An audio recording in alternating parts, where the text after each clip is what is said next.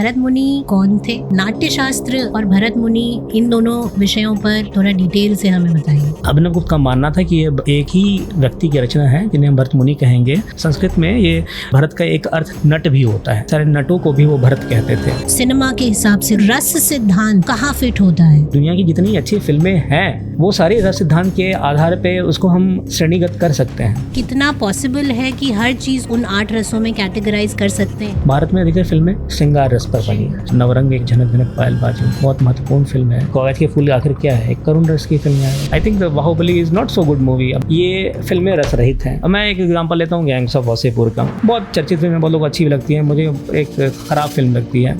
और ख़राब क्यों लगती है ये बता दूं कि देखिए, पहली बात तो यह है कि हमारी फिल्मों में गाली देना या सेक्सुअल और pervert content people are watching, they are liking it. कि हमने अच्छी चीज़ हम बना रहे हैं, हम खराब चीज़ बना रहे हैं। नाट्य शास्त्र से कश्मीर का जो कनेक्ट है, करीब 3-4 दशक तक कश्मीर में एक सिनेमा हॉल भी नहीं चला बिकॉज ऑफ इंसर्जेंसी। कश्मीर जो है वो कहा जाए तो fountain head of Indian wisdom. Kashmir का जो शैवाइट दर्शन है, ये क्या है? हमें जिसकी बहुत बड़ी ज़रूरत है भारतीय समाज को। इसे क्यों पढ़ना चाहिए? 4 पुरुषार्थ थे, ये 4 पुरुषार्थ क्या हैं? इनका रस से क्या कनेक्ट है? धर्म, अर्थ, काम, मोक्ष। पुरुषार्थ कहते हैं ये चारों अलग अलग नहीं है, चारों एक ही हैं।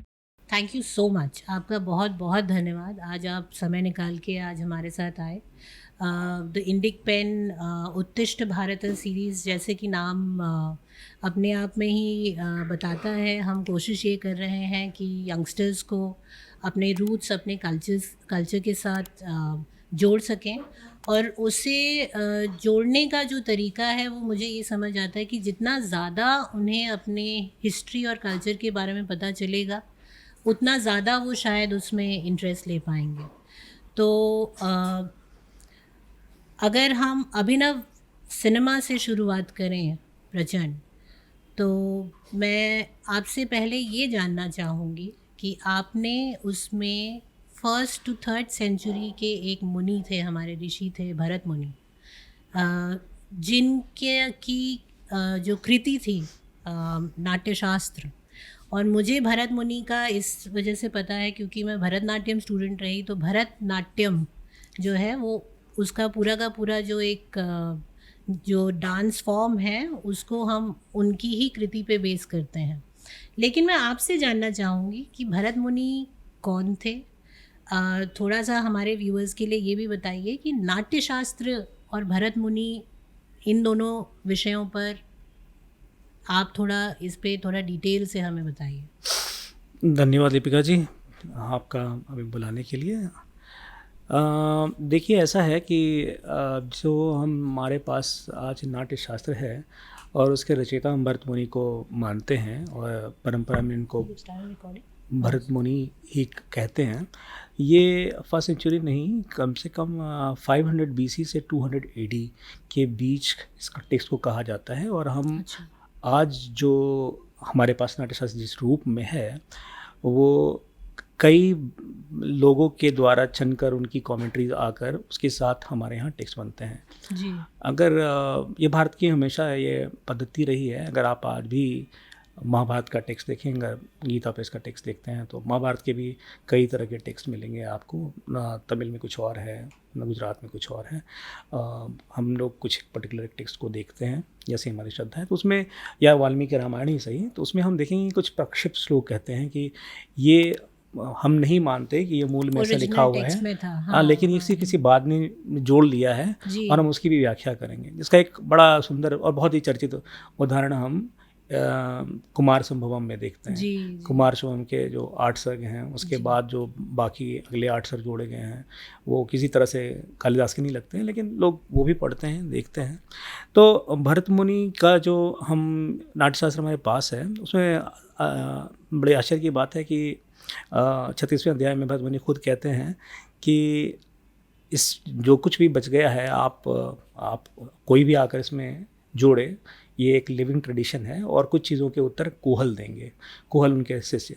और इंटरेस्टिंगली इसके बाद अभिनव गुप्त 10वीं सदी में वो एक कमेंट्री में भी ये भी कहते हैं कि देखिए जैसे नाट्य के 11 अंग बताए गए हैं, शुरू में 5 ही अंग थे, ये चीज़ तो कुहल ने जोड़ी है, या कहीं कहीं जहाँ हम नाट्यशास्त्र में हम प्रश्नोत्तरी देख रहे हैं, ये उनके शिष्यों ने या कुहल ने और लोगों ने जोड़ दिया है। तो एक जो टेक्स्ट है वो एक लिविंग टेक्स्ट है, उसमें लोग हम वाद विवाद कर रहे हैं, विचार कर रहे हैं, एक गतिशील परंपरा है। इस परंपरा में भरत मुनि कौन थे, इसमें मतभेद है विद्वानों के बीच में। और जैसे कि अभिनव गुप्त का मानना था कि ये एक ही व्यक्ति की रचना है जिन्हें हम भरत मुनि कहेंगे, और ये संभवतः उसे पहले नटसूत्र से में हो, उसके ऊपर हमने नाट्यशास्त्र से डेवलप हुआ हो। नटसूत्र अब कभी मिलता नहीं है, या आप दक्षिण में जाएंगे तो नंदी भरत ऐसे करके बहुत सारे अन्य ग्रंथ भी मिलते हैं जो जिनका नाट्यशास्त्र प्रभाव देखते हैं आप। कुछ लोग का मानना है कि बहुत सारे लोग थे भरत मुनि, लेकिन कुछ लोग का मानना है कि नहीं। समथिंग सिमिलर टू पतंजलि को लेके, जैसे पतंजलि में भी माना जाता है कि बहुत सारे लोग थे, एक व्यक्ति नहीं था। हाँ, लेकिन आप ये कह रहे हैं कि अभिनव गुप्त का ये मानना था कि एक ही व्यक्ति एक व्यक्ति थे भरत मुनि, जिनकी किताब पे आपने आगे कुछ चीज़ें आप पढ़ने जोड़ दी, उनके शिष्यों ने जोड़ी या लोगों ने जोड़ी। जी। लेकिन भरत का अगर आप एक मर्द देखेंगे तो भरत का एक अर्थ नट भी होता है। संस्कृत में ये एक लंबी इसकी चर्चा है, और उनका है कि सारे नटों को भी वो भरत कहते थे। अच्छा, तो ये चूंकि नटों के लिए ही है। मुझे थोड़ा नट के बारे में, क्योंकि आप यू ब्रॉट दिस अप, और मुझे पता है कि आज की परिभाषा में नटों को हम वो मानते हैं जो ये खेल दिखाते हैं, तो थोड़ा नट के बारे में भी, नट कौन होते थे और उनके लिए अलग से शास्त्र क्यों लिखा गया, इस बारे में भी थोड़ा डिटेल में बताएं। देखिए ऐसा है कि नट तो वो लोग हैं जो इस रंग कर्म में जुड़े हुए हैं। इनके लिए इंजंक्शन को बौधायन सूत्र वगैरह अगर देखा जाए धर्मशास्त्र में, तो उनको शूद्रों की तरह शूद्र कहा गया है। और अगर आप भरत मुनि, कुछ लोग ये कहते हैं कि कुछ लोग का मानना है कि नाट्यशास्त्र के प्रथम कुछ अध्याय बाद में जोड़े गए हैं। लेकिन अगर उस अध्याय को अगर शुरू में देखिएगा तो उसमें श्लोक ये आता है कि त्रेता युग के बाद वैवंतर मनु जो भी थे उनके समय में कुछ ऐसा हुआ कि लोग काम क्रोध लोभ मोह मत्सर में इतने कंठ डूब गए कि उनको शिक्षा देने के लिए उन्होंने ब्रह्मा से विनती की कि आप हमें कुछ ऐसी चीज़ दीजिए जो कुछ क्रीडनीयक, ऐसी चीज़ प्लेफुल थिंग, क्रीडनीयक शब्द है वहाँ पे, जो दृश्य और श्रव्य एक साथ हो। अच्छा। ऑडिटरी एवं विजुअल दोनों एक साथ हो, और उसको हम देंगे, उसे हमें दीजिए। तब ब्रह्मा ने नाट्यवेद उनको दिया, नाट्यशास्त्र नहीं, नाट्यवेद। और वहाँ पे उसमें ये आपके नाट्यशास्त्र में ये शुरू में कहा गया है कि वेदों का अधिकार स्त्रियों और शूद्रों के लिए नहीं है, लेकिन ये नाट्यवेद है, ये इसका अधिकार सब पर है। अब देखिए यहाँ पर जो अधिकारी की बात है, इसको हमें भारतीय नज़रिए से समझना पड़ेगा। इसका अधिकार का ये मतलब नहीं है कि आप किसी को उसके लिए व्यक्तिगत कारणों से या जन्म के कारणों से हम उसको वंचित करेंगे। ऐसा जो लोग मतलब लगाते हैं, ऐसा मतलब नहीं है। जैसे आप ब्राह्मणों की परिभाषा जो बुद्ध ने दी, या फिर जैसे कि मनुस्मृति में है कि जो लालच नहीं करता, जो शांत रहता है, जो विद्या अध्ययन करता है, उसे हम ब्रह्म करें, तो वो उसका उस तरीके से हम इसको समझते हैं। तो जैसे कि आश्रम की व्यवस्था अगर आप पढ़िएगा, पीवी गाणे की, जो भारत में पीवी गाणे की हिस्ट्री ऑफ धर्मशास्त्र में आप जाइए तो बड़ी अच्छी चर्चा करते हैं कि आश्रम क्या है। और उसमें आपको जानकर आश्चर्य होगा कि उन्होंने कहा है कि जो केवल गृहस्थ आश्रम में रहना चाहते हैं वो शूद्र होंगे। मतलब अच्छा।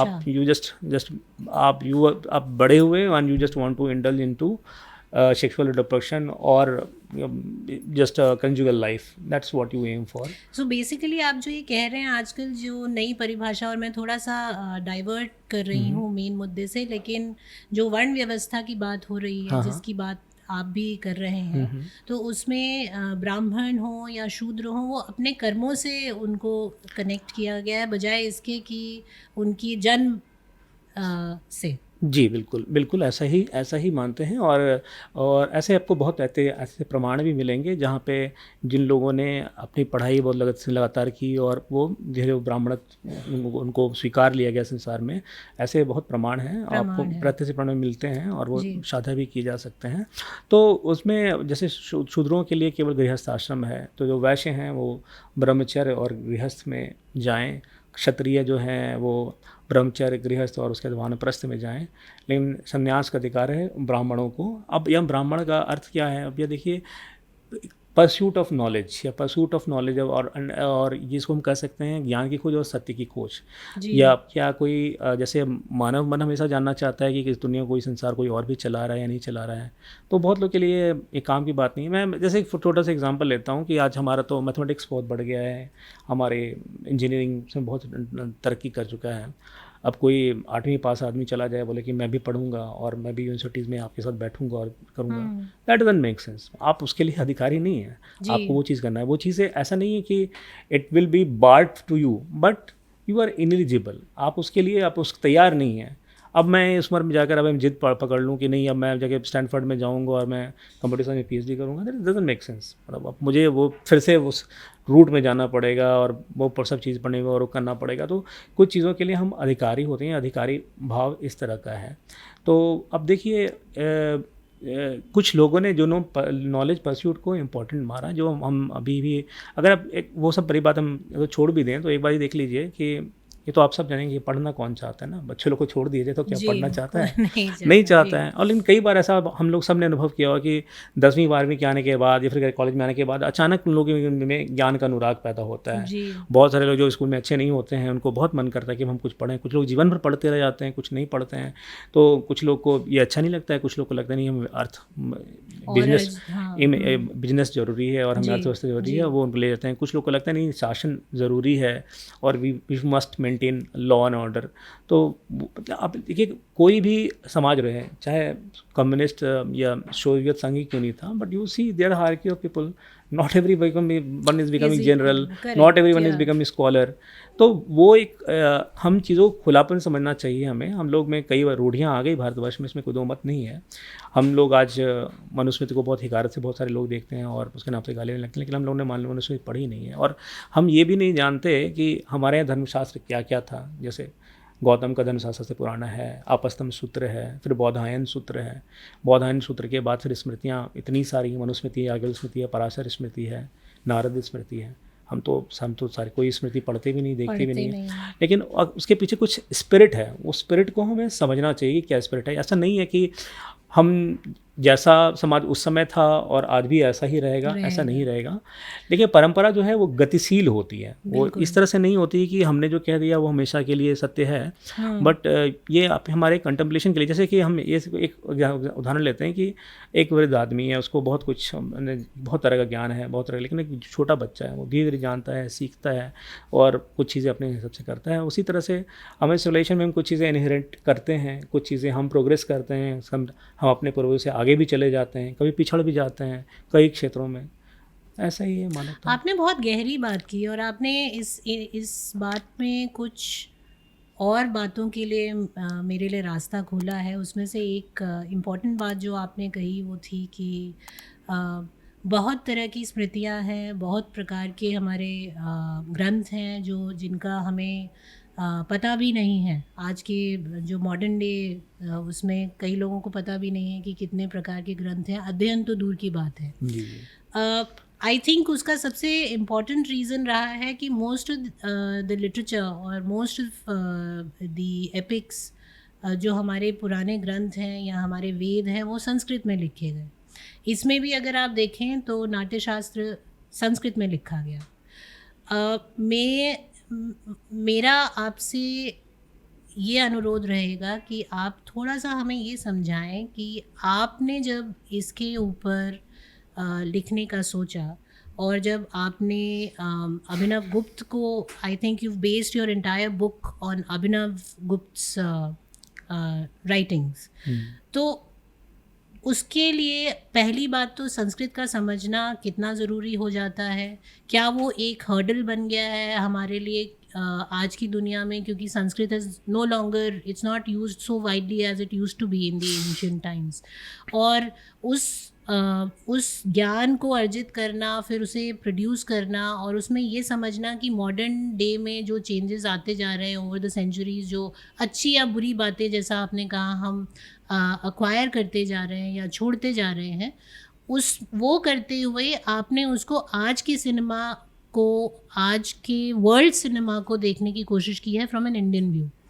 तो पहला सवाल मेरा जो इस बात से उठता है वो ये है कि ये संस्कृत में जो हमारे वो रहे हैं, एपिक्स रहे हैं या ग्रंथ रहे हैं, वो कितना एक हर्डल रहा है लोगों के लिए आज की डे में अंडरस्टैंड करने के लिए, समझने के लिए हमारे ग्रंथों को, हमारे एंशिएंट स्क्रिप्चर्स को। और दूसरा कि अगर आप आज के सिनेमा के हिसाब से देखें, वर्ल्ड सिनेमा के हिसाब से देखें, तो रस सिद्धांत जो है वो कहाँ फिट होता है, हम अगर इंडियन व्यू के हिसाब से देखें? लिपिका जी, आपके प्रश्न के दो पहलू हैं और मैं एक क्रमिक रूप से उत्तर देता हूँ। पहला पहलू मैं आपको बताता हूँ कि ये सच है कि हम आम लोग संस्कृत कम जानते हैं, कम बोलते हैं, लेकिन संस्कृत मृत प्राय भाषा नहीं है। और हिंदी में अभी भी संस्कृत, अभी भारत में अभी भी संस्कृत के बड़े बड़े विद्वान हैं और उन लगातार निरंतर काम कर रहे हैं और उन निरंतर परिमार्जित करते हैं। अब लेकिन जो संस्कृत, जैसे हम हिंदी पढ़ते हैं, हिंदी में कोई अगर BA MA करता है तो आमतौर पर साहित्य में ही करता है और उसके बाद हम सोचते हैं हम पत्रकार बन जाएँ, है ना, हम कहीं TV एंकर बन जाएँ या कहीं अनुवादक बन जाएँ। संस्कृत में ऐसा नहीं होता है। संस्कृत के लोग आज भी अगर वो शोध करते हैं तो उनके लिए बड़ा खुला आकाश है। साहित्य के अलावा वो दर्शन में कर सकते हैं। सारा दर्शन, सारा जो बौद्ध जैन से लेकर आपका षड दर्शन से लेकर आप बहुत सारी चीज़ें करते हैं। आप संगीत में कर सकते हैं, संगीत रत्नाकर शारंगदेव की बहुत सारी चीज़ें आयुर्वेद में कर सकते हैं। मतलब कहने का मतलब ये है कि हमारे हज़ारों सालों से जो हमारा वांग में पड़ा है वो उसका उत्तम स्वरूप संस्कृत में है। अब ये समस्या रही है कि उसको हम आज कैसे लाएं। नहीं, बहुत सारे स्कॉलर्स काम करते हैं, जैसे मैं भरत गुप्त जी हैं, डॉक्टर नजीम रस्तोगी हैं, डॉक्टर अब कंटेम्प्रेरी में डॉक्टर बलराम शुक्ल हैं, डॉक्टर वागीश शुक्ल हैं। ऐसे बहुत सारे लोगों ने संस्कृत का अभ्यास अध्ययन करके और उनको बहुत उन्होंने उनको हिंदी में उपलब्ध कराया। पारसनाथ द्विवेदी जी हैं, ऐसे बहुत जिम्नरीज हैं।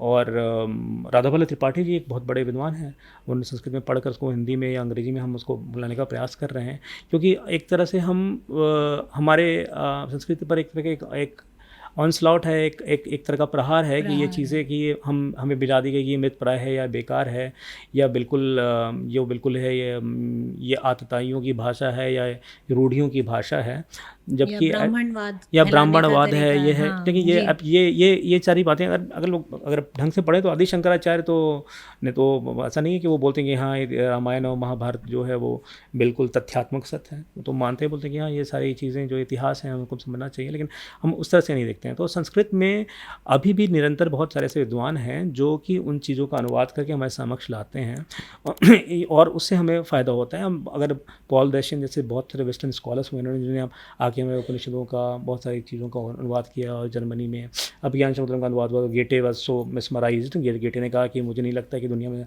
अभिज्ञान शाकुंतलम से ज़्यादा सुंदर कुछ है। लेकिन उसके बाद देखिए क्या हुआ, उसके बाद हम अभी आपको ये जानकर बड़ा आश्चर्य है कि अभिनव भारती जो नाट्यशास्त्र पर टीका है ये लुप्त प्राय हो गई थी, 16वीं शताब्दी के बाद खो गई थी। 1920 में केरल में एक प्रति पाई गई, फिर उसका लोगों ने अनुवाद किया, हिंदी संस्कृत में लेकर आए। पहले वो तो शारदा लिपि में लिखी हुई थी, उसको संस्कृत में लेकर आए, फिर उसका हिंदी अनुवाद किया। अभी तक उसका इंग्लिश अनुवाद में भी लोग काम कर रहे हैं। तो वो विकास चल रहा है, लोग काम कर रहे हैं, हम उस पर ध्यान नहीं देते हैं।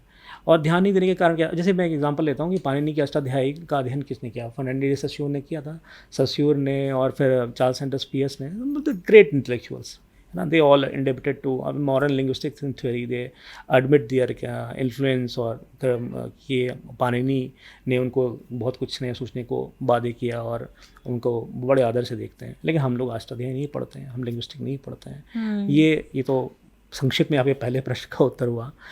दूसरे प्रश्न का उत्तर हम ये देते हैं क्योंकि ये थोड़ा मैं विस्तार में जाऊंगा समझाने के लिए। देखिए, आमतौर पे कोई भी दर्शन पद्धति हो, ठीक है ना, बौद्ध हो या जैन हो दर्शन पद्धति हो या षड दर्शन हो स्पिनोज़ा का हो या कांत का हो, हीगेल का हो, कोई भी दार्शनिक है, कोई दर्शन पद्धति है, वो क्या करता है कि हमारे आसपास जितनी वास्तविकता है, जैसा संसार हमें दिख रहा है, तरह तरह के लोग हैं और कोई जटिलताएं आती हैं, उनको हम किस तरह से देखते हैं, किस तरह से समझते हैं। तो भारत में बहुत सारे दर्शन जैसे बौद्ध दर्शन या अद्वैत वेदांत, ये लोग इनका प्रयोजन बहुत हद तक परमार्थ मीमांसा रहा कि हम किस तरह से परम तत्व को पालें। लेकिन आप जानने के आपको जानकर बड़ा कि कोई बड़ी बात नहीं बोल रहा हूँ, लेकिन साधारण सी बात हो रहा है कि भारत में कभी कोई बौद्ध आर्ट या जैन आर्ट ऐसे करके कुछ नहीं मिलता है, केवल भारतीय कला मिलती है जी। कभी हमने अपने आप को इस तरह से डिस्टिंग नहीं किया। ना बौद्धों ने कोई धर्मशास्त्र नहीं लिखा, जयंत भट्ट ने कहते हैं और ये बात को वाचस्पति मिश्र भी कहते हैं कि उन्होंने कोई अलग से धर्मशास्त्र नहीं लिखा, कोई अलग से उनकी स्मृति नहीं बनी, क्योंकि वो भारतीय परंपरा में सबके लिए है। तो ये हम इस चीज़ को धर्म, अर्थ, काम, मोक्ष, ये सारी चीज़ें जो हैं ये स्मृतियों में, महाभारत में और पुराणों में हमने एक चीज़ को उन्नत किया, अपने विचारों को एक तरह से लाया। ये पुरुषार्थ एक बहुत एक महत्वपूर्ण चीज़ है, मतलब जिसको अवधारणा है, जिसको हम रस सिद्धांत में भी जोड़ेंगे। मैं इसके आगे आगे बात करूँगा जी, मैं आपसे उस पर पूछूंगी भी डिटेल में, बताऊँगा मैं उसको डिटेल से। लेकिन मैंने अब आते हैं रस सिद्धांत की बात पर। जिस तरह से कि अष्टाध्यायी को पढ़ के बहुत सारी चीज़ लगता है कि ये सारी चीज़ें तो हम बहुत लोगों ने पहले कर रखी है, जैसे कांत का जैसे न्यूमेना कॉन्सेप्ट है, नहीं है, ये लोग मानते हैं कि हमको कुछ चीज़, जैसे बौद्ध लोग कुछ मानते हैं कि हाँ स्वलक्षण, सामान्य लक्षण, या स्वलक्षण को आप जान नहीं सकते, जैसे समथिंग लाइक कांत सो नोमेना, तुम आप जान नहीं सकते उस चीज़ को, भी समझ नहीं सकते हैं, लेकिन वो है। इस तरह बहुत सारी चीज़ें भारत में विचार व्यवस्था में बहुत कुछ पहले हो चुकी है, हम उसके बारे में अनभिज्ञ हैं। रस सिद्धांत को जब मैंने पढ़ा और मुझे जानकर मैंने विश्व की बहुत सारी अच्छी फिल्में देखी और मुझे जानकर बड़ा एक सुखद आश्चर्य हुआ कि दुनिया की जितनी अच्छी फिल्में हैं वो सारी रस सिद्धांत के आधार पे उसको हम श्रेणीगत कर सकते हैं। अच्छा। और इस श्रेणीगत करने का मैं और न केवल श्रेणीगत कर सकते हैं, हम चीज़ों को सही ढंग से समझ सकते हैं। जिसका एक उदाहरण देता हूँ, मेरी किताब में भी है कि वीर रस से हम वीर का क्या तात्पर्य समझते हैं। तो नाट्यशास्त्र में साफ साफ है कि भाई 3 तरह के वीर हैं, दानवीर है, धर्मवीर है और युद्धवीर है। हम जनरली वीर का मतलब युद्धवीर समझते हैं कि समवन इज फाइटिंग एनिमी, लेकिन ऐसा नहीं है। लेकिन दानवीर में भी वीरता है, धर्मवीर वीरता है। हम सिटीजन की इनको क्या समझेंगे, जैसे ऑस्टिन वेल्स की मूवी है तो उन्होंने ही हैज़ ग्रेट मोरल डायमेमा, ऐसे बहुत सारे लोग हैं। अच्छा, मैं बहुत सारे आपको एग्जांपल मेरी किताब में हम देखेंगे कि वहाँ पे कुछ जैसे सिटी लाइट से चार्ली चैपलिन की, वो बंदा अंधा है, किसी तरह चोरी करके वो एक मतलब जो नायिका है वो अंधी है, लड़का जो ट्रैम्प है वो बहुत गरीब है, लेकिन किसी तरह से वो पैसे चुरा कर भी उस अंधी लड़की की मदद करता है कि तुम अपनी आँखें का ऑपरेशन करा लो, और भले उसके लिए वो जेल चला जाता है। दानवीरता है। ऐसे बहुत सारे आपको उदाहरण मिलेंगे। आप जैसे कि भारत में विभत्स रस, अंगिरस जैसे एक मुख्य रस की कल्पना की हम अपेक्षा रखते हैं कि हम नाट्य देख रहे हैं तो उसमें कुछ मुख्य रस हो। तो शायद उर्भंगम में विभत्स रस था, लेकिन हमारे यहाँ अब पसोलिनी की फिल्म बनी 100 डेज ऑफ सडम, या इरेजर हेड है जैसे हमारे डेविड लिंच की फिल्म, या हम बहुत सारे फिल्में देखते हैं जो जिन्होंने एक्चुअली विभत्स को बनाया, जैसे उनको श्रृंगार किया, which was unthinkable before for European mind. लेकिन हमारे यहाँ वो चीज़ें उस क्रम में, अब शोक जो करुणा है वो 3 तरह की करुणा है। ये वो शोक जो है वो क्या क्या हो सकता है, तो धन का नाश हो गया, एक बड़ा शोक है। मृत्यु का शोक है, बहुत बड़ा नोश है ना। और एक होता है कि धर्माकुर्ण आचरण में मेरे को धन का नाश, धन चला गया, धर्म आप नहीं कर पा रहे हैं, किसी की मृत्यु हो गई, तो ये करुणा कारण। तो कहने का मतलब है जैसे हास्य में भी हम किस तरह से देखते हैं, आप ऐसे श्रृंगार में भी हम कितने भेद करते हैं। तो मुझे जानकर मुझे ऐसा आश्चर्य हुआ कि दुनिया की जितनी भी आप अच्छी फिल्में बनाएं जिनको बहुत हाईली क्रिटिकली अप्रिशिएट किया गया, जिन्होंने रिलिश किया, उसका आस्वाद लिया, नहीं कुछ ऐसी फिल्में भी हैं जो this is not for relishment but for some intellectual stimulation. लेकिन हमारे एशियन सिनेमा में कुछ चीज़ें बहुत उभर कर आती हैं, वो रिलेशन एक बहुत इंपॉर्टेंट चीज़ उभर कर आती है। मैं और कहूँगा तो विस्तार हो जाएगा। नहीं, बल्कि आपने क्योंकि इतनी सारी रसों की बात की है और मेंशन किया है उन्हें और फिल्मों के साथ जोड़ा है, तो मैं आपसे थोड़ा सा और जानना चाहूँगी। प्राइमरीली 8 रसों में बांटा गया है जी। और पहली बात, क्या पॉसिबल है इतना सिंप्लीफाई कर देना ह्यूमन इमोशंस को? आजकल के सिनेमा जो बनाने वाले हैं वो उसे बहुत कॉम्प्लेक्सिटीज़ के साथ देखते हैं, उसमें नई नई तरह की कॉम्प्लेक्सिटीज़ और जटिलताएं ला रहे हैं। तो जो भरत मुनि ने किया 8 रसों में उसे बांटा, पहली बात तो कितना पॉसिबल है कि हर चीज़ को उन 8 रसों में कैटेगराइज कर सकते हैं आज की डेट में कि नहीं? दूसरा क्या मुझे लगता है अभिनव गुप्त ने भी कहीं ये मेंशन किया कि 4 मुख्य रस हैं उसमें, बाकी के जो हैं वो आर नॉट इम्पॉर्टेंट, या उस तरह का उनमें मतलब वो हम नहीं करना चाहिए। जैसे हास्य रस है, उसमें उन्होंने बोला कि comedy is not something which should be taken so seriously. तो आप पहले तो ये बताइए कि 8 रस क्या है, व्हाट आर द 8 कैटेगरीज? हाँ जी, देखिए आपकी बात को मैं थोड़ा संशोधन कर दूँ। अभिनव गुप्त ने ये कहा था कि 4 मुख्य रस हैं, श्रृंगार को, रौद्र को, विभत्स को और वीर रस को मूल रस मानते हैं। उनका कहना है कि बाकी जो अन्य 4 रस हैं, श्रृंगार से हास्य उत्पन्न होता है और विभत्स का कर्म भय है, वहाँ से भय आता है और रौद्र से शोक, ये करुण रस संबंधित है, करुण रस संबंधित वहाँ से, और वीर फल जो है अद्भुत रस में दिखता है। बेसिकली उन्होंने कहा ये कनेक्टेड है, ये कनेक्टेड है इनसे इसकी उत्पत्ति। लेकिन ये 8 ही रस हैं। अब ये 8 रस जो हैं ये 8 स्थायी भाव से हैं। श्रृंगार रस जो है वो रति भाव से संबद्ध है, जो हास्य रस है वो हास्य भाव से संबद्ध है, जो रौद्र रस है वो क्रोध भाव से संबद्ध है, और जो करुण रस है वो शोक से संबद्ध है, जो वीर रस है वो उत्साह से संबंधित है, और जो अद्भुत है वो विस्मय से संबंधित है।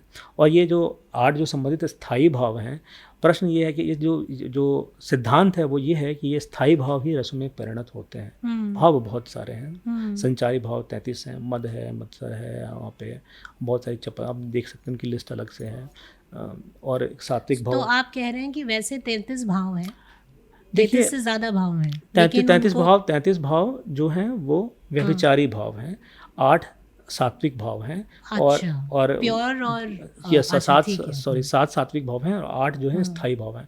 देखिए इमोशंस तो बहुत सारे हैं, लेकिन उसको हम मोटा हम इस कैटेगरी में डिवाइड करते हैं जो कि हम एम्पेरिकली देखते हैं। अब हम ये कह सकते हैं कि भाई 8 ही रस क्यों, 8 ही स्थायी भाव क्यों बोल रहे हैं, 10 क्यों नहीं बोले, 12 क्यों नहीं बोले, 6 क्यों नहीं बोले।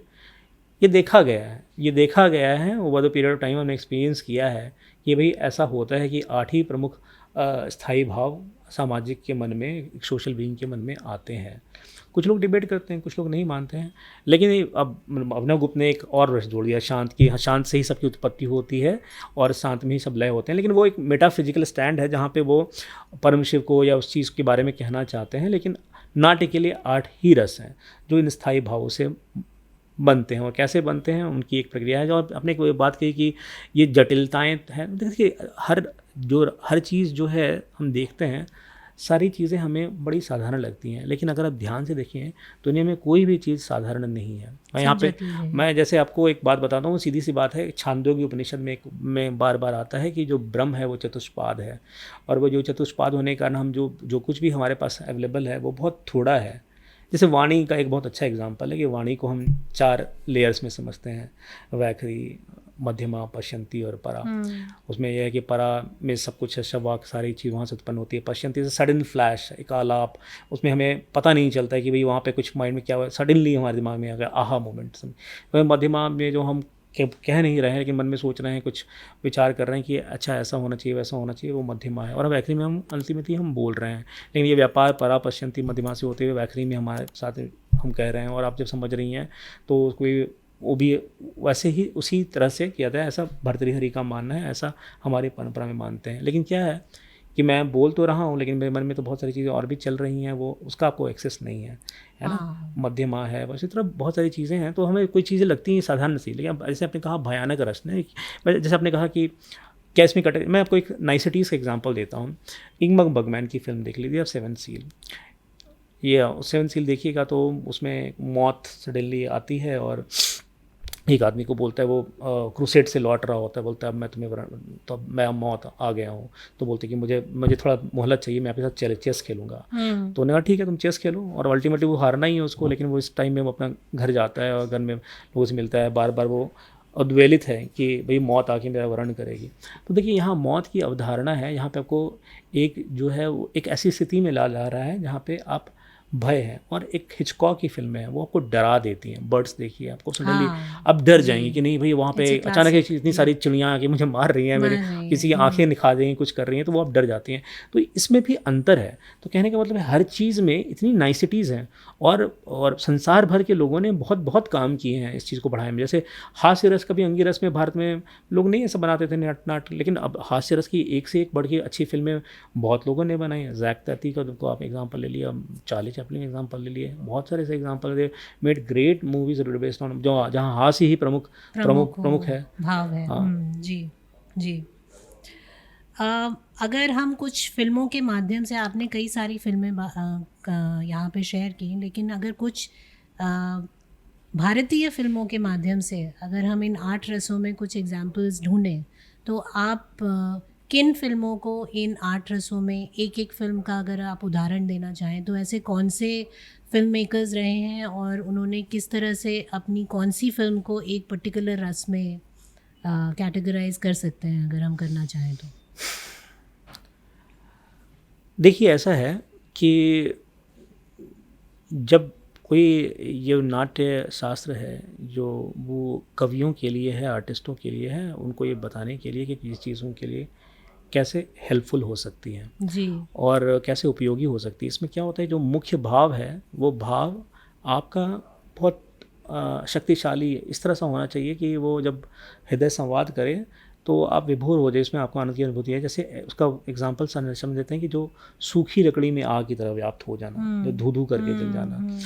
तो ऐसा नहीं मैं समझता हूँ कि मुझे ऐसा नहीं लगता है कोई लोग ये एम करके बनाते हैं कि मुझे आज श्रृंगार रस की फिल्म बनानी है या मैं क्रोध रस की फिल्म बनानी है। हाँ, नहीं, लेकिन वो मेरा फिल्म कहने का बनाते हैं मतलब और जी जी वो वैसी बन जाती है। जी नहीं, भारत में आप पूछेंगे कि कौन से डायरेक्टर को मैं एडमायर करता हूँ जिन्होंने अच्छी वाली फिल्में बनाई, कमाल अमरोही ने अच्छी फिल्में बनाई। उनकी फिल्म दायरा, उनकी फिल्म आप देखिए तो महल वहल बड़ी अच्छी फिल्म है, और उसको आप देख सकते हैं कि किसी में भयानक रस भी उत्पन्न होता है कहीं इनफैक्ट पे, मिक्स ऑफ रसस भी बहुत है। है ना, हाँ मिक्स ऑफ रसा भी है। लेकिन उसमें हम एक रस की बात करेंगे तो अधिकतर भारत में अधिकतर फिल्में श्रृंगार रस पर बनी, श्रृंगार में श्रृंगार रस पे बनी। जी और अब हम वी शांताराम की फिल्म आप देखिए, जी बड़ी अच्छी अच्छी फिल्म उन्होंने बनाई है। वी शांताराम की फिल्में, गीत गाया पत्थरों ने हमसे लेकर हम नवरंग, एक बहुत महत्वपूर्ण फिल्म है, झनक झनक पायल बाजे उनकी जी बहुत महत्वपूर्ण फिल्म है। इस जी तरह से गुरुदत्त की फिल्में आप देखिए, तो गुरुदत्त के फूल आखिर क्या है, एक तरह का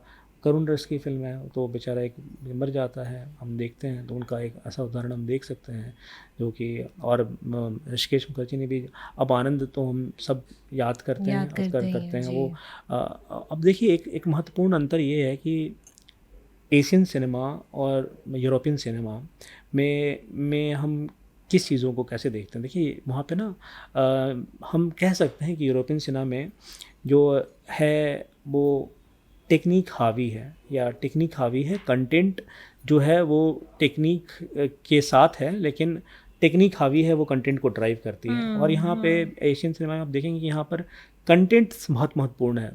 इसके लिए टेक्निक के लिए उसके लोगों ने बहुत ज़्यादा मेहनत कभी नहीं की। जैसे हिचकॉक का एक शॉट जो हम देखते हैं साइको में कि वो मर जाती है लड़की, उसकी आँख के लिए वैसा कैमरा उसको लेके देके जाता है।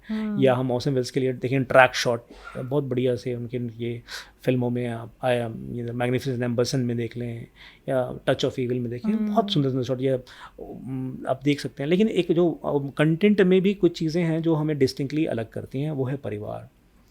ओजू की सारी फिल्में अगर आप, Yasujiro Ozu Germany, great German director Kenji Mizoguchi, और इन सब की फिल्में अगर जापानीज फिल्म में भी आप जो क्लाची मानी जाती है उनको देखिए, ये वेरी स्टिल, वो कैमरा चटाई पे रख देंगे, लोग आएंगे जाएंगे, कैमरा वहीं स्टिल रहेगा, नहीं मूव करेगा।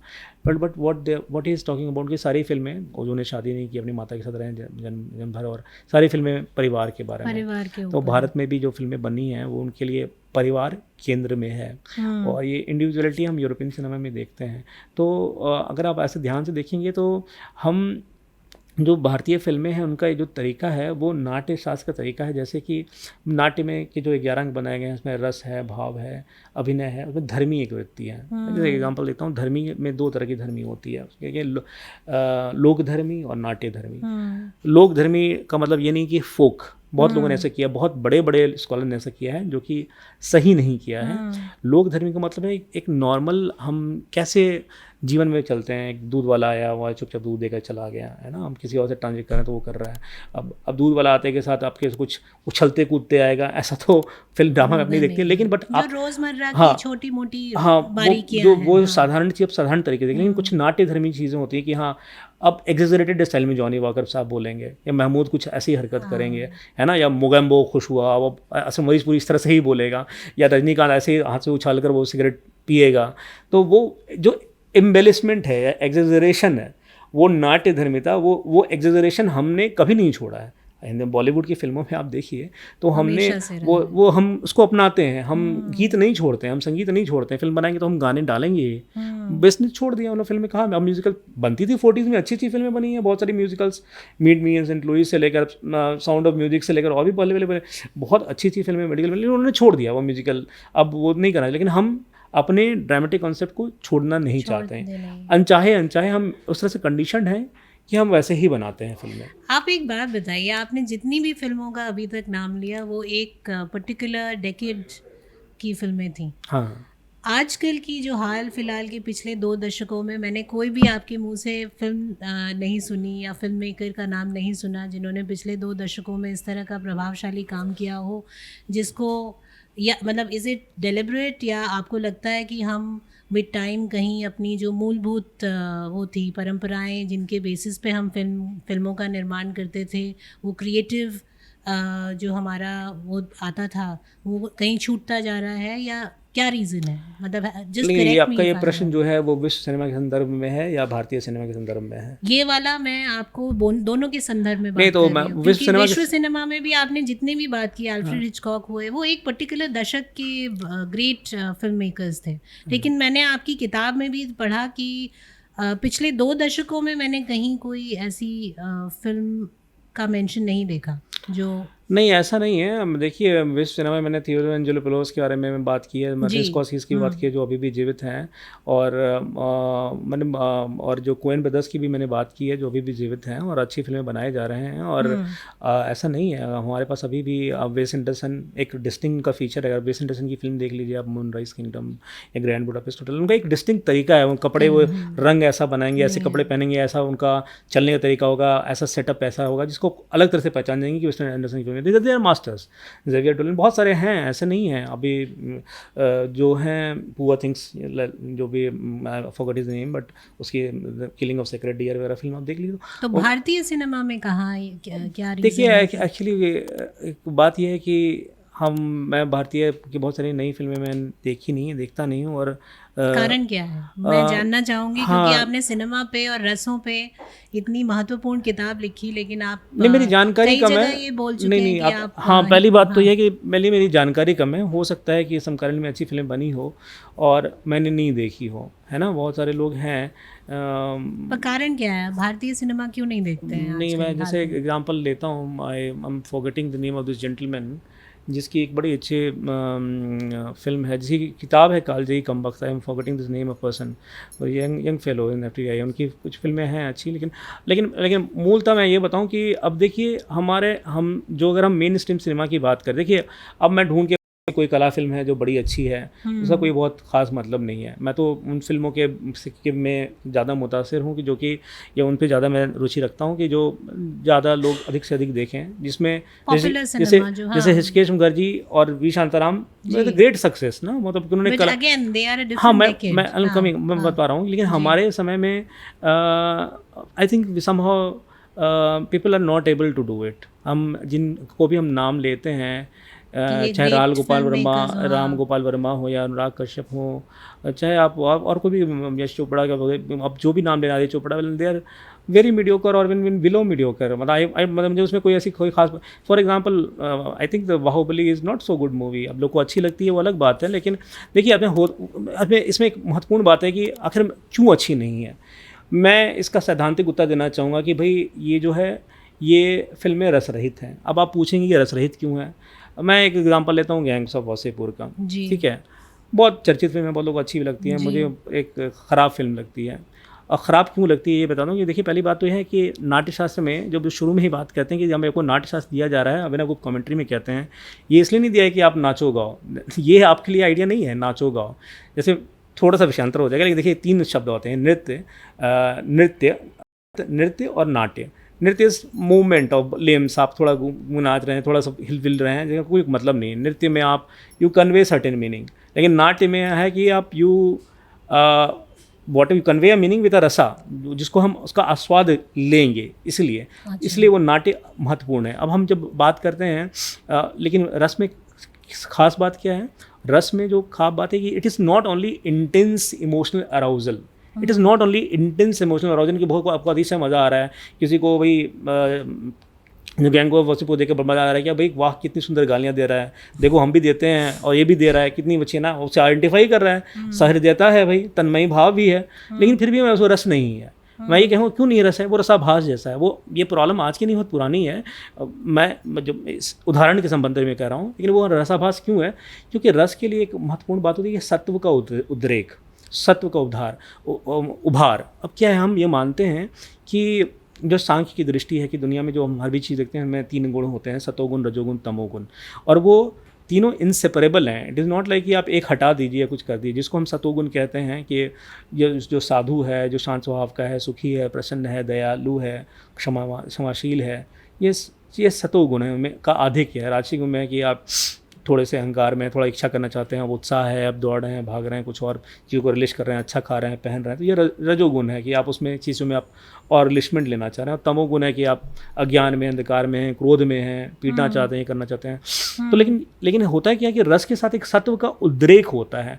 वो आपको एक ऐसे स्थिति में ले जाता है जहाँ पे आप जो है आप डिफरेंट, आप हल्का महसूस करते हैं। यहाँ कैथारसिस की जो बात, अगर हम ग्रीक में आती है कैथारसिस की बात, मैं उसी पे आ रही थी कि ग्रीक उसमें शायद में कैथारसिस की बात आती है, यूरोपियन के और जो वो हैं, but we'll come to that later, आप बात खत्म कीजिए। हाँ, तो मैं ये कह रहा हूँ कि सत्व का जो उद्रेक है वहाँ पर, ये वो उसको एक जो सत्व का उद्रेक है वो आपको एक पुरुषार्थ से जोड़ता है, और वो आपको पुरुषार्थ से नहीं जोड़ रहा है। धर्म, अर्थ, काम, मोक्ष का ये जो है, हम अगर ये सारे रसों को हम एक पुरुषार्थ से जोड़ते हैं, विभत्स को हम मोक्ष से जोड़ते हैं, है ना, और हम कुछ को अर्थ से जोड़ते हैं, कुछ को धर्म से जोड़ते हैं, कुछ को काम से जोड़ते हैं, तो श्रृंगार में को काम पुरुषार्थ से हम जोड़ते हैं।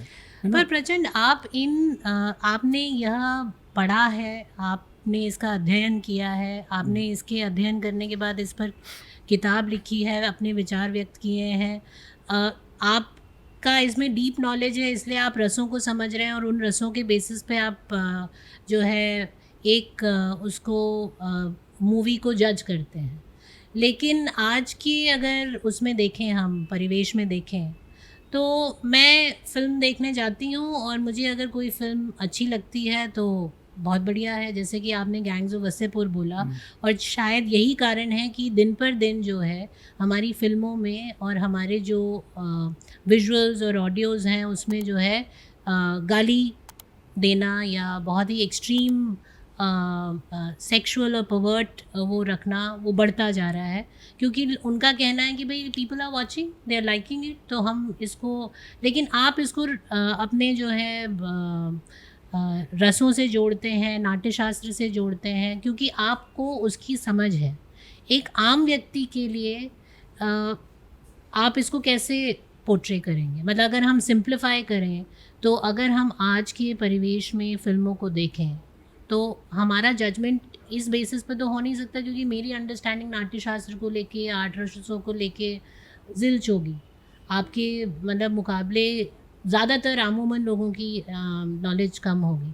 तो हम इस चीज़ में परिवर्तन कैसे ला सकते हैं धीरे धीरे कि हमारा जो फ़िल्मों को देखने का नज़रिया है, स्वाद है, वो इम्प्रूव हो, क्योंकि ये बहुत इम्पॉर्टेंट है।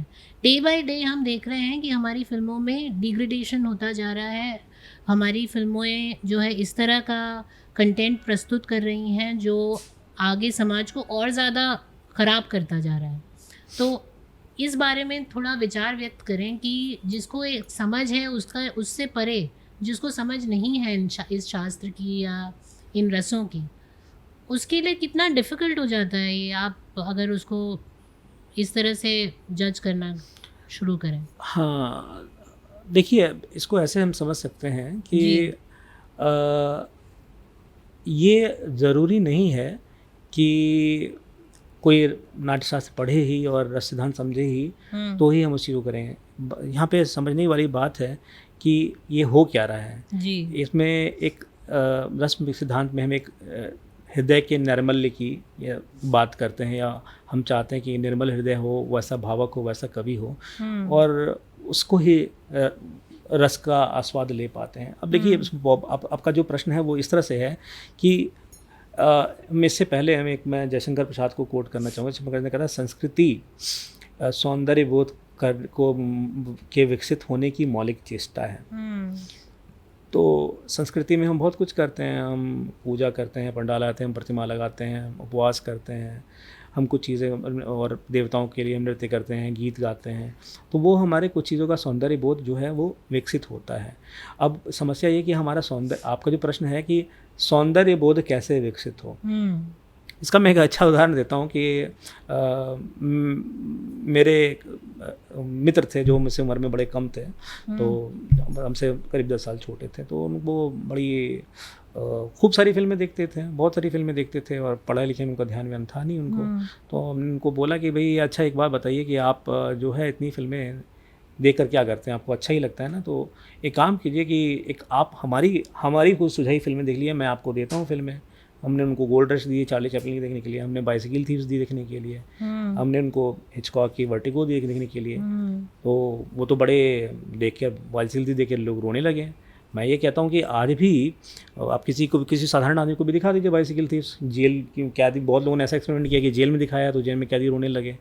मैगी ढाका तारा देख कर आज भी कोई आदमी बैठ कर रोने लगेगा, रेतु घटक की। तो कहने का मतलब ये जो एक तरीका जो मैं समझ में आता है और जो मेरी किताब का उद्देश्य है वो ये है कि हमारा सौंदर्य बोध कैसे विकसित हो। हमारा सौंदर्य बोध विकसित होने के लिए हमें उन चीज़ों को की तरफ देखना चाहिए जो अनुपम हो, जो बेहतरीन हो। और ये ऐसा क्यों नहीं हो पाता है, ये मेरे लिए समझ से परे है, वो बड़ा मुश्किल भी लगता है। हम सब जानते हैं कि हम सब मानते हैं मोजार्ट बहुत बड़े संगीतकार थे, बीथोवन बहुत बड़े संगीतकार थे, या एग्जाम्पल बड़े गुलाम अली खान साहब बहुत अच्छे गायक थे या नहीं थे, लेकिन हम मोजार्ट बीथोवन का सारा थोड़ी सुन रहे हैं। मान लीजिए वो कल्चरली डिफरेंट भी है, तो हम आज भी बैठ के मोहम्मद रफ़ी के सारे अच्छे गानों को नहीं सुन रहे हैं या नहीं सुनते हैं। तो ये चीज़ें सिस्टमेटिकली हमें करानी चाहिए कि देखो भाई एक कोर्स में, या फिर एक तरह से जैसे मेरी किताब का उद्देश्य है कि भाई हम एक बात को हमें मान के चलें कि ठीक है, आपकी निजी अभिरुचियाँ कुछ भी हैं होंगी, बहुत बढ़िया होंगी, आप 18-20 साल 25 साल जो भी हैं, आपकी उम्र बड़ी अच्छी है और बुद्धिमान हैं आप, बिल्कुल बढ़िया है। लेकिन कुछ चीज़ें आप देखिए, और कोई आपके लिए कोई ज़बरदस्ती नहीं है, लेकिन ये हमारा रिकमेंडेशन है। जैसे नाट्य का उद्देश्य ही है कि 3 तरह के उपदेश माने जाते हैं, प्रभूत सम्मित, सुहृद सम्मित और कांता सम्मित। मतलब एक है कि भगवान ने आदेश दिया तो धर्म, वो वेदों में जो कहा गया वैसा करो। एक सुहृद सम्मित, आपके बड़े भाई ने, आपके मित्र ने, आपके गुरु ने कहा कि आपके शुभ चिंतकों ने कहा कि भाई ऐसे करो तो वैसा आप करें। तो इसे कांता सम्मित, आपकी प्रेयसी, आपकी पत्नी, आपकी गर्लफ्रेंड या आपका बॉयफ्रेंड आपको समझा रहा है, आप वो करते हैं, तो नाट्य का हम कांता सम्मित उपदेश से माना जाता है। तो इसका उदाहरण बस यही है कि देखिए कोई चीज़ ख़राब है तो ख़राब चीज़ की बरक्स आप और अच्छी चीज़ को रख दीजिए बैठकर, तो उसको और अच्छी चीज़ जब देखेगा तो खराब चीज़ के पीछे क्यों जाएगा। हमारे पास समस्या है कि हमने अच्छी चीज़ हम बना रहे हैं, हम ख़राब चीज़ बना रहे हैं। हमारे पास मुझे नहीं लगता है पिछले 20-25 साल में इंडिया में कोई ऐसा गायक है जिसको हम मन्ना डे या रफ़ी साहब के कंपेयर में लगे कहें ना। सोनू निगम के बाद से हम नहीं देखते हैं कोई अच्छा, मतलब होंगे, ऐसा नहीं है कि नहीं होंगे, लेकिन समहाउ वो प्रकाश में नहीं आ पाते हैं हम। तो जो मुझे समझ आया वो 2 बातें थी। एक कि हम मीडियोक्रिटी को प्रमोट कर रहे हैं और उसकी वजह से हम अच्छा कुछ ना देख रहे हैं ना दिखा रहे हैं, इसीलिए लोगों का वो जो भाव है या वो समझ है वो डेवलप नहीं हो रही है। दूसरा, आपने बहुत अच्छी बात की कि शायद हमें बहुत अर्ली स्टेजेस में इसको अपने एजुकेशन सिस्टम में ही कहीं इंक्लूड करना पड़ेगा, जो आप अपने शायद किताब के माध्यम से भी समझाना चाह रहे हैं कि जब तक आप बेहतरीन चीज़ों का स्वाद नहीं चखेंगे तब तक आप समझ नहीं पाएंगे कि जो आप खा रहे हैं वो शायद स्वादिष्ट नहीं है। जी। तो प्रचंड, आई थिंक ये बहुत एक इम्पॉर्टेंट बात आपने कही है और मैं इसको शायद बाद में एक रील के लिए भी इस्तेमाल करूँगी। बट थोड़ा आगे बढ़ते हैं और एक दो बातें जो हम शुरू में करना चाह रहे थे, पर बातों का सिलसिला इस तरह से चला कि हाँ वो बातें छूट गई, जी। लेकिन वो उतनी ही महत्वपूर्ण है। वो है एक कश्मीर का जो कनेक्ट है नाट्यशास्त्र से। करीब 3-4 दशक तक कश्मीर में एक सिनेमा हॉल भी नहीं चला बिकॉज़ ऑफ इंसर्जेंसी, वहाँ के टेररिज्म की वजह से, और वहाँ का जो एक ड्रास्टिक कल्चरल चेंज जो हुआ 90s में, उसके बाद से वहाँ फिल्म हॉल भी बंद हो गए थे। अभी हाल फिलहाल आई थिंक 1-1.5 साल पहले उन्होंने अपनी पहला एक फिल्म हॉल खोला है, दोबारा शुरू किया है। कश्मीर एक बहुत ही हिस्टोरिकली इम्पॉर्टेंट क्षेत्र रहा है हमारे लिए, भारत के लिए। वहाँ से एक इम्पॉर्टेंट उसका हमारे जो स्क्रिप्चर है उसका उद्गम हुआ है, जो नाट्यशास्त्र है। कश्मीर का थोड़ा कनेक्ट समझाइए, और ये भी समझाइए जो आपने कहा था कि अभिनव गुप्त ने जो है संस्कृत में नहीं लिखी थी, तो जो जिस लिपि में लिखी थी वो एक्चुअली कश्मीर की लिपि थी, तो वो कनेक्ट थोड़ा समझाइए हमें।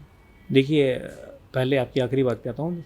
अभिनव गुप्त ने संस्कृत में ही लिखी थी। संस्कृत के उसमें लिपि देवनागरी लिपि बाद में विकसित हुई, उसमें शारदा लिपि में लिखी। भाषा अलग चीज़ है, लिपि अलग चीज़ है। तो उन्होंने शारदा लिपि में लिखी थी, और देवनागरी तो नागरी और देवनागरी का उद्भव शायद 9वीं 10वीं सदी में। लेकिन शारदा लिपि शायद विलुप्त हो गई है या अब स्कॉलर्स ही यूज़ करते हैं, अब कौन यूज़ करता कोई है? नहीं। जैसे फॉर एग्जाम्पल 100 साल पहले बिहार में कैथी लिपि लोग इस्तेमाल करते थे इंडिपेंडेंस तक, लेकिन आपको ये कैथी लिपि कोई नहीं लिखता है, कैथी लिपि गायब हो गई। तो बहुत सारी लिपियाँ हमारी गायब हो गई, हम नहीं समझते हैं, वो अलग बात है। लेकिन भाषा हुई थी, संस्कृत का ओरल ट्रेडिशन रहा है। तो वेद वगैरह तो बहुत बाद में लिखे गए हैं, पहले तो हम लोग बोल के सुन के याद करके तो आपका कहने का मतलब है संस्कृत अलग अलग लिपियों में भी लिखी गई है?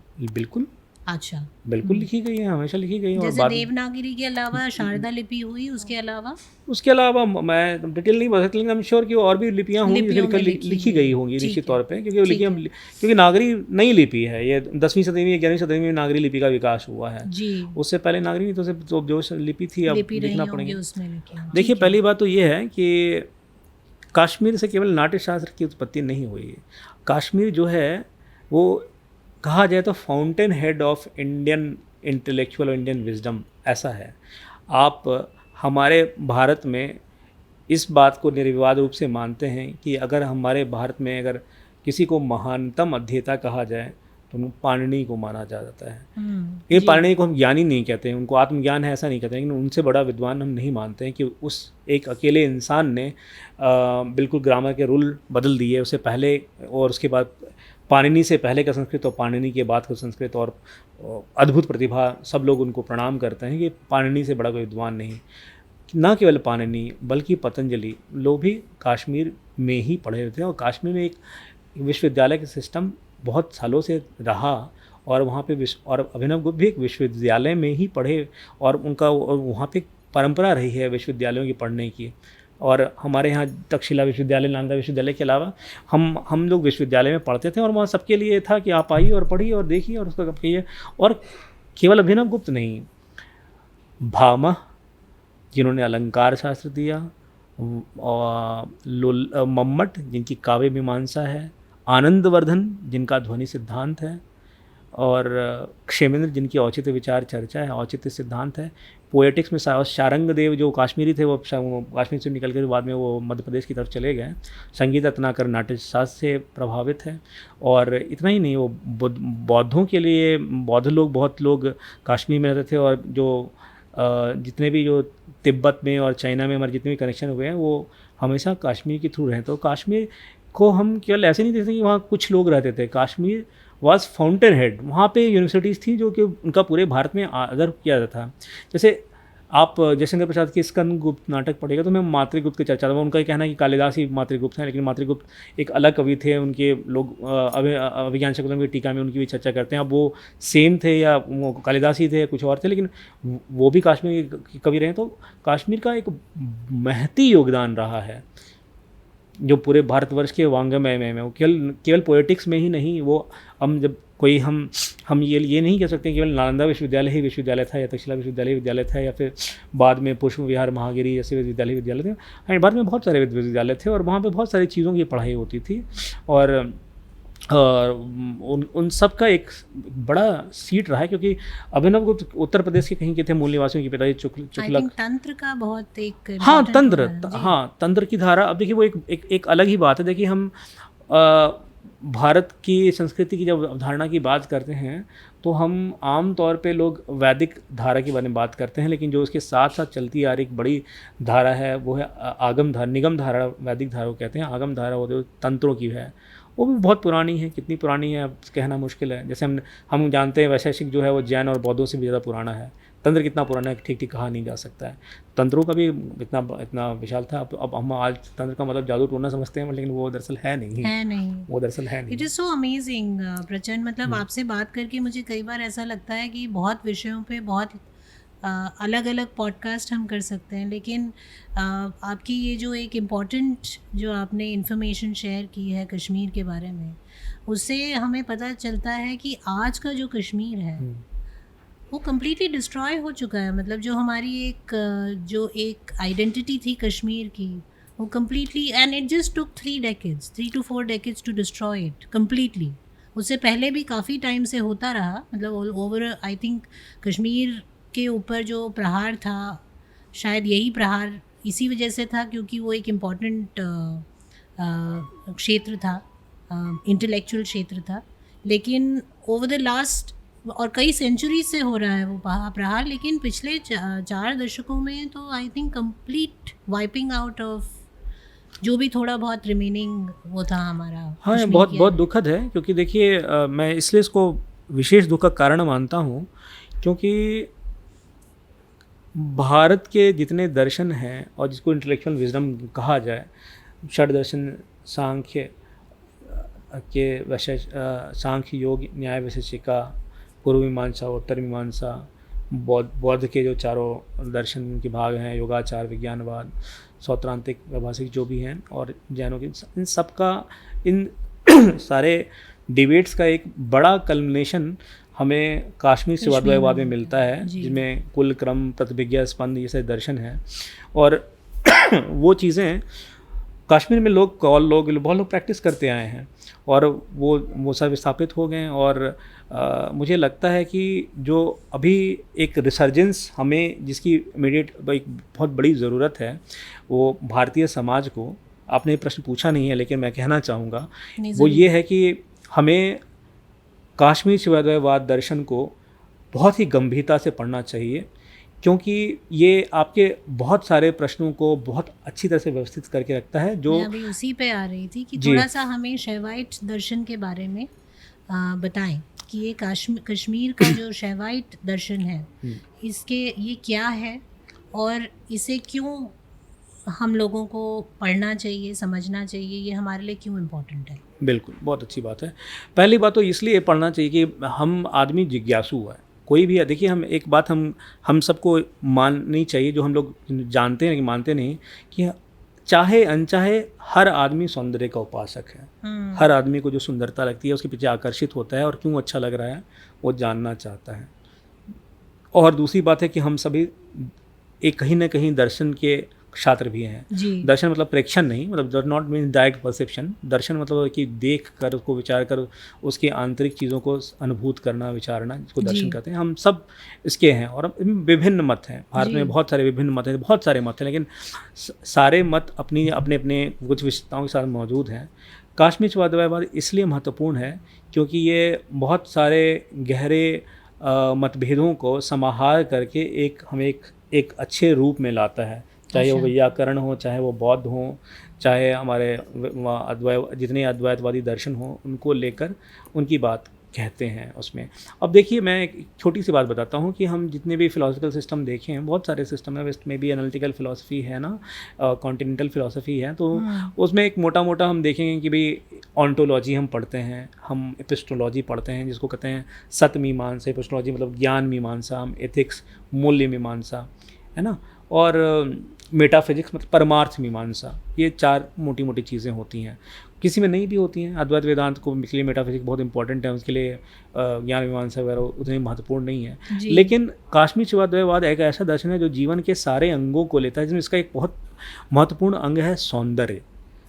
और सौंदर्य जो है वो क्यों हमें अच्छा लगता है और क्या लगता है, मैं थोड़ा सा एक आपको डेविएट करूंगा यहाँ पे, थोड़ा सा बताना चाहूँगा। मुझे बात बड़ी अच्छी लग रही है, मैं रोक नहीं पा रहा हूँ अपने आप को। जैसे एक बात बताता हूँ, जैसे ये जो पूरा संसार है ना, पूरा संसार जो भी हम देखते हैं, जितना भी संसार, वो संबंधों पे चलता है जी।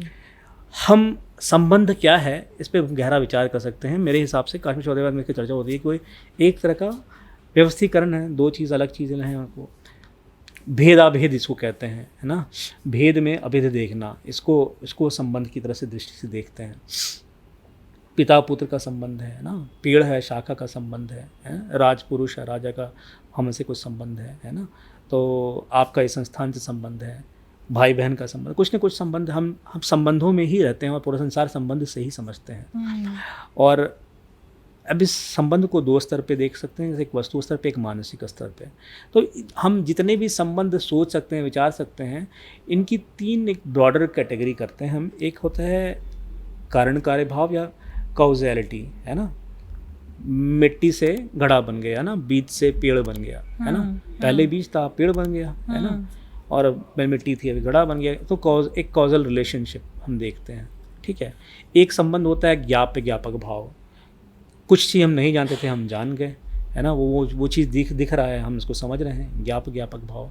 एक है आस्वाद आस्वादक भाव, ठीक है ना, हम किसी चीज़ को रेलिश कर रहे हैं, हम उसको अच्छा हमें लग रहा है। तो हमारे यहाँ जो सौंदर्य के बारे में है ना, हम प्राकृतिक सौंदर्य नहीं बल्कि कलागत सौंदर्य पे ध्यान देते हैं, उसकी चर्चा करते हैं। तो उसमें एक महत्वपूर्ण बात रस सिद्धांत में यह आती है कि देखिए, ये जो नाट्य का व्यापार है वो अलौकिक है। अलौकिक का मतलब पारलौकिक नहीं, ट्रांसेंडेंटल नहीं है, ये इससे थोड़ा सा अलग है। कैसे अलग है? जैसे कि आप ये देखिए कि मैं यहाँ पे अब किसी से झगड़ा करने लगूँ, असभ्य है, गलत है, मैं किसी को चोट पहुँचाऊँ गलत है। लेकिन हम नाट्य में देखें राम ने रावण को मारा, या ना कोई किसी को प्रेम कर रहा है, तो उसे हम आइडेंटिफाई करते हैं। लेकिन वो क्या है, वो अलौकिक है, वो इस लोक से भिन्न है जी। तो पूरा जो हमारा जो कलागत सौंदर्य है या जो काव्य का जो सौंदर्य है, वो एक अलौकिक है, वो एक डिफरेंट वर्ल्ड का है, उसका डोमेन डिफरेंट है। अब ये तीन संबंध में देखिए अब में फ़र्क पड़ता है। कार्य कारण भाव में क्या है कि मैंने थपथपाया और टेबल से आवाज़ आई, ये इसको कह सकते हैं कि मेरे थपथपाने के कारण टेबल से आवाज़ आई। इसमें एक मौलिक मतभेद बौद्धों का है।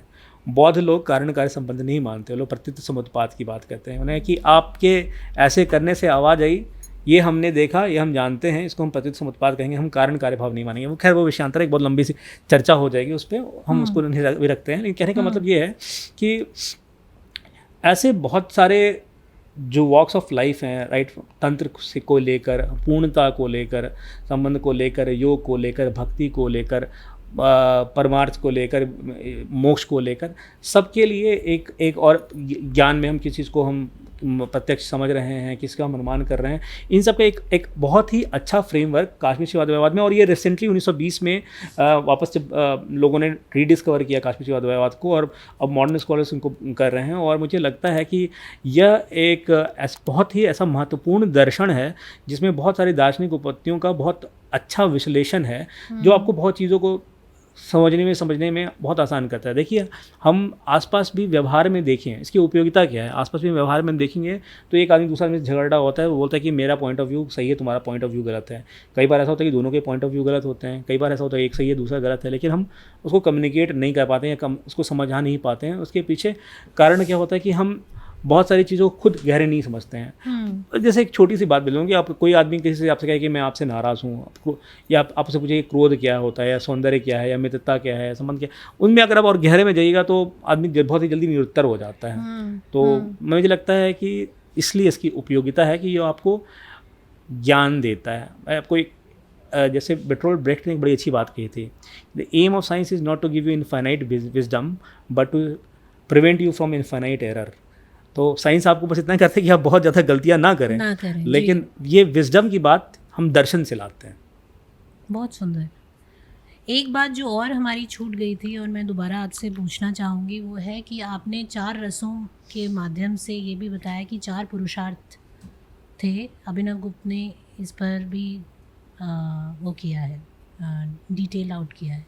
ये 4 पुरुषार्थ क्या हैं, इनका रस से क्या कनेक्ट है, इस पर थोड़ा सा विचार करें। देखिए, पुरुषार्थ की जो अवधारणा है ये आपको वेदों में नहीं मिलेगी। जो वेद में धर्मशास्त्र को लेकर कुछ इंजक्शन भले कि क्या चीज़ें सही है या नहीं है, लेकिन ये चीज़ें स्मृतियों में बहुत अच्छे से मिल जाती हैं। पुरुषार्थ ये है what a man is out to do. एक आदमी क्या करे, एक आदमी मतलब यहाँ पर नॉट नेसेसरी मेल, पुरुष मतलब मनुष्य क्या करे, मनुष्य क्या करे। तो एक सांस्कृतिक अवधारणा है। उस सांस्कृतिक अवधारणा ये है कि जीवन के 4 आयाम हम देखते हैं, धर्म, अर्थ, काम, मोक्ष।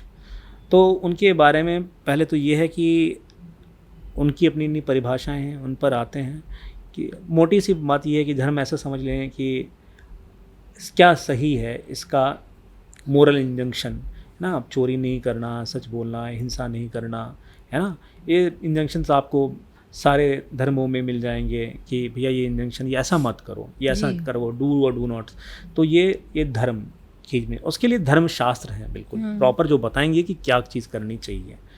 फिर अर्थ कि जो आप करना चाहते हैं उसके लिए मीन्स क्या है, कैसे हैं, मनी है या कुछ और है। अर्थशास्त्र कौटिल्य का है ना। फिर आपके मन में कुछ इच्छा है, उस इच्छा की पूर्ति कैसे हो। कामशास्त्र, काम सूत्र भी है। अगर आप बादशाह की काम सूत्र पढ़ें तो it's all about how you live a happy conjugal life. घर में आप कितने तरह की सजा सकते हैं, ये कर सकते, नॉट ऑल अबाउट, लेकिन substantially they talk about other things, है ना। और फिर मोक्ष शास्त्र की what you're saying is Kama Sutra is not just about sex but it's also about other things in life, yes, how you yes. can live a better life. हाँ, और वो जो मोक्ष है वो है कि भाई वो आपको इससे मुक्ति मिल गई। और मुक्ति का इसका मैं बताता हूँ। अब ये पुरुषार्थ के बारे में कहते हैं, ये चारों अलग अलग नहीं हैं, चारों एक ही हैं, पहली बात। दूसरी बात ये है कि मूलतः एक बात और हम कहते हैं कि भाई एक व्यक्ति को चारों पुरुषार्थ करने चाहिए, साधने चाहिए आदमी को। तो 4 पुरुषार्थ आपके धर्म, अर्थ, काम और मोक्ष है। और आप कह रहे हैं कि चारों पुरुषार्थ को एक व्यक्ति को साधना होता है। बिल्कुल चाहिए, साधना चाहिए। और दूसरी बात है कि आप किसी एक का परित्याग ना करें। ऐसा नहीं कि मैंने मोक्ष परित्याग कर दिया या मोक्ष के लिए मैंने धर्म का परित्याग कर दिया, काम का परित्याग किया, ऐसा नहीं है। और ये परस्पर अविरोधी भी नहीं होने चाहिए जी। अगर मोक्ष के में मेरा धर्म आड़े पड़ रहा है और धर्म के लिए मेरा अर्थ आगे पड़ रहा है, अर्थ के लिए धर्म आगे पड़ रहा है, या काम के लिए मेरा धर्म आगे पड़ रहा है, तो हम उसको छोड़ देंगे। और केवल और एक और सोच रहे हैं कि हम इनका समायोजन भी करेंगे, जो धर्म, अर्थ, काम, मोक्ष हो, इस तरह से समायोजित करेंगे कि चारों में बैलेंस हो। तो जो बैलेंस ऑफ लाइफ की आजकल हमें बात करी जाती है, तो एक्चुअल में वो balance of life can be attend कि अगर हम अपने चारों पुरुषार्थों को एक वो बनाकर, उनका एक मतलब बैलेंस बनाकर चल सकें। बिल्कुल बिल्कुल सही है। तो कई है कि हम इसको न किसी का परित्याग करें, न किसी एक का उपभोग करें, हम इन सबका अच्छा एक बैलेंस बनाएं, एक समायोजन करें, है ना। और केवल धर्म जा रहा है वो जघन्य पापी है, ऐसा महाभारत में कह रहा है, जो अर्थ को छोड़ रहा है। तो ये पलायनवाद नहीं है यहाँ पर कि भैया हमने सबको दुनिया छोड़ दिया, अब वैराग्य पाल लिए और साहित्य का अब वैराग्य है। मोक्ष के लिए 2 मार्ग हैं, एक विपलाद मार्ग है, एक शुक्ल मार्ग है, कि एक चींटी की तरह से चलिए और एक तोते की तरह से उड़ के पहुँच जाइए।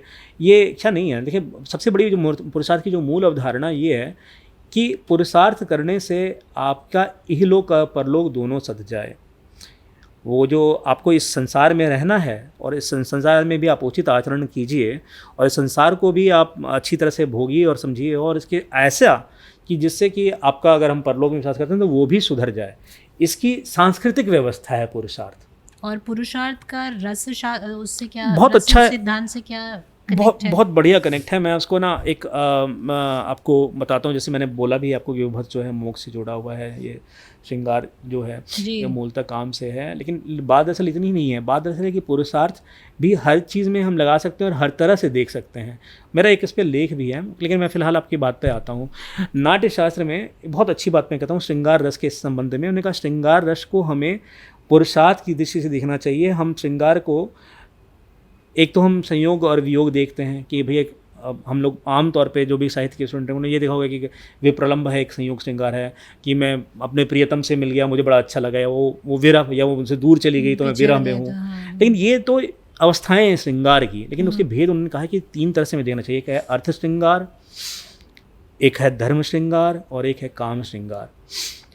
हाँ, आपने शायद मेंशन भी किया हाँ, था अब ये। इसमें देखिए एक बड़ी अच्छी बात है कि अर्थ श्रृंगार में सिनेमा में बड़ी अच्छी अच्छी फिल्में बनी। अर्थ श्रृंगार में एक फॉन स्टर्नबर्ग की फिल्म थी 1930 में, थी ब्लू एंजल। मार्लिन डाइटरिक उसमें उतनी बड़ी हीरोइन थी नहीं। उसमें एक प्रोफेसर रहता है, वो नहीं चाहता था कि उसके स्टूडेंट प्रोस्टिट्यूट्स के पास जाएं, लेकिन वो खुद जाता है वो प्रोस्टिट्यूट से मिलने के लिए कि तुम मेरे स्टूडेंट्स को मत बिगाड़ो। लेकिन वो ही बिकम सो एनामर्ड, उसे इतना हो जाता है कि वो फिर अच्छा। वो उसके यहाँ रहने लगता है, नौकरी छोड़ देता है, फिर उसके यहाँ क्लाउन बन जाता है। वो एक नॉट उसके पास जोकर बन के रह जाता है। बड़ी ट्रैजिक सी कहानी। लेकिन अर्थ उसी तरह से आपको बहुत सारे ऐसे उदाहरण, जैसे बेले दी जू, एक बहुत अच्छी फिल्म है लुई बुनवेल की, अगर कभी मौका मिले आपको तो देखिए। उसमें एक लड़की रहती है बड़ी बहुत खूबसूरत, कैथरीन देनेव्यू। उसका पति भी बहुत अच्छा कमाता है, लेकिन उसको कुछ अजीब सी उसके मन में कुछ अजीब सी भ्रांतियाँ हैं कि वो चाहती है कि वो कुछ दुनिया का टॉर्चर झेले। तो वो चाहती है कि उसके हस्बैंड उसको पीटे तो उसको मज़ा आए। वो सी बिकम्स अ प्रोस्टिट्यूट, और प्रोस्टिट्यूट बन जाती है। उसके पीछे एक लड़का पीछे पड़ जाता है कि अब मैं तुम कहाँ रहती हूँ, मैं ढूंढ के रहूँगा। मैं तो वो सी वॉज वेरी रिच। वो जहाँ प्रोस्टिट्यूशन करने जाती है वो उसको लोग बोलती है तुमको इतने पैसे देंगे, और देर अमेज टू सी कि तुम इतनी महंगे कपड़े पहनती हो, तुम जिंदगी में कभी अफोर्ड भी नहीं कर सकते हैं, मल्टी मिलनर और समथिंग। वो बहुत अमीर रहती है। वो क्यों करती है, उस पर बुनवेल ने ऐसी बहुत अच्छी फिल्म बनाई अर्थ श्रृंगार। लेकिन अर्थ श्रृंगार का एक मोटा सा अर्थ जो बाद में रूढ़ हो गया कि हम पैसे देकर हमने किसी के साथ सहन किया, ये मतलब नहीं है। अर्थ श्रृंगार का मतलब ये है कि जहाँ आपका अर्थ जो है किसी चीज़ को एक्वायर करना, आप उसको हासिल करना इतना हावी हो गया है कि आप बाकी चीज़ों को गौन करें। तो इसलिए श्रृंगार में अर्थ थोड़ा गौन होता है। लेकिन ये अर्थ श्रृंगार से भी फिल्में बहुत सारी बनी, और उस पर फिल्म बनी है। धर्म श्रृंगार क्या होता है, जैसे कि हम लव का एक मतलब ना, आई लव यू लव, लेकिन बहुत इसके लिए हमें अलग अलग शब्द हैं। प्रेम है, स्नेह है, वात्सल्य है, माता पुत्र का वात्सल्य है, पिता पुत्र का वात्सल्य है, उनका दोस्तों के प्रति स्नेह है। और बहुत अच्छी अच्छी फिल्म बनी। जो की फिल्में तो मैं सारी श्रृंगारिक फिल्में बनाता हूँ। लेट ऑटम, अर्ली स्प्रिंग है ना, मॉनसून फिल्म देखी है, तो उसमें क्या है कि एक पिता को चिंता है कि मेरी बेटी, मैं विधुर हूँ, मेरी बेटी शादी क्यों नहीं कर रही है। बेटी को लगता है कि मैं शादी करूँगी तो मेरे पिताजी को कौन देखेगा, वो शादी नहीं करना चाहती है। तो पिता नाटक रचाता है कि बोलते कि मैं खुद शादी करने जा रहा हूँ। तो बेटी को बहुत बुरा लगता है कि मेरे रहते आप क्यों शादी करना चाह रहे हैं, तो वो शादी कर लेती है। लेकिन ये कहानी के बहाने वो जो श्रृंगार निकल कर आता है उसको देखकर आदमी आह्लादित हो जाता है। इतना बढ़िया सेट है। वो उसके पिता की हम मनों को समझते हैं कि बेटी की बात को हम समझना चाहते हैं। तो जीवन के जो अन्य इतने तरह के जो डायमेंशंस हैं हम उसको फिल्मों में देखते हैं। और फिर काम श्रृंगार तो है, कैसाब्लांका में देखते हैं वो बेचारा एक होटल चला रहा होता है, उसकी गर्लफ्रेंड उसको वर्ल्ड वॉर में मिली थी, फिर अचानक छोड़ के चली गई, और suddenly after so many years वो आपके रेस्टोरेंट में चली आती है अपने पति के साथ। अब वो करे तो क्या करे, लेकिन वो बेचारा सोचता है कि पहले तो उसके पति को मैं धोखा दे दूंगा, और लेकिन अंत में वो अपनी प्रेमिका और पति को दोनों को वापस भेज देता है कि तुम लोग चली जाओ, आई विल मैनेज। तो ये सारी चीज़ें वो काम श्रृंगार। तो कहने का मतलब ये है कि श्रृंगार में ही इतना भेद है। इस तरह हम हर चीज़ में वो जो कॉम्प्लेक्सिटीज़ है, उस कॉम्प्लेक्सिटीज़ को, दुनिया की कॉम्प्लेक्सिटी को समझने के लिए पुरुषार्थ एक बहुत बड़ा टूल है। और ये टूल एंडिंग नहीं है। ये ऐसा नहीं है कि ये ख़त्म हो जाएगा। ये है कि अगर धर्म की विवेचना खत्म हो जाए तो ये कोई लिविंग ट्रेडिशन रहा ही नहीं ना। ये तो ऐसा नहीं कि हमने कह दिया। हर युग में कुछ चीज़ें बदल रही हैं, कुछ चीज़ें फिर भी रहती हैं। देखिए, एक बड़ी बात ये है कि रस के आस्वादन में हम जब रस सूत्र देखते हैं उसमें क्या होता है कि एक रस सूत्र हम पढ़ते हैं क्या कि भैया एक किसी नाट्य में, किसी नाटक में कोई ड्रामा हो रहा है, उसमें एक एस्थेटिक सजेशंस है। वो सजेशन कैसे होता है, तो विवाह है, अनुभाव है, व्यभिचारी भाव है, तीनों से मिलकर रस की निष्पत्ति होती है। तो ये तो एक रस सूत्र है जहाँ पे बस केवल हम बता रहे हैं कि सजेशन ऐसा हुआ। इसके बाद क्या होता है, दूसरी पार्ट है उसका परसेप्शन कैसे हो रहा है। तो परसेप्शन के लिए अभिनव गुप्त ये कमेंट्री देखिए, अभिनव भारती इसलिए इंपॉर्टेंट है कि ये कमेंट्री नाट्यशास्त्र में नहीं है, ये कमेंट्री अभिनव करते हैं। रस की बहुत सारी कमेंट्री हुई, लेकिन अभिनव की कमेंट्री सबसे महत्वपूर्ण इसलिए है कि वो बहुत सारी चीज़ों को कवर करते हैं। तो वो ये इस कमेंट्री में वो कहते हैं कि नहीं भाई, वो तन्मयी भाव है, वो सहृदयता है, एक अनुव्यवसाय विशेष है। हास्य रस को हम कैसे समझते हैं, अनुव्यवसाय विशेष, मैं उसमें कभी आऊँगा अगर आप बाद में पूछेंगी तो।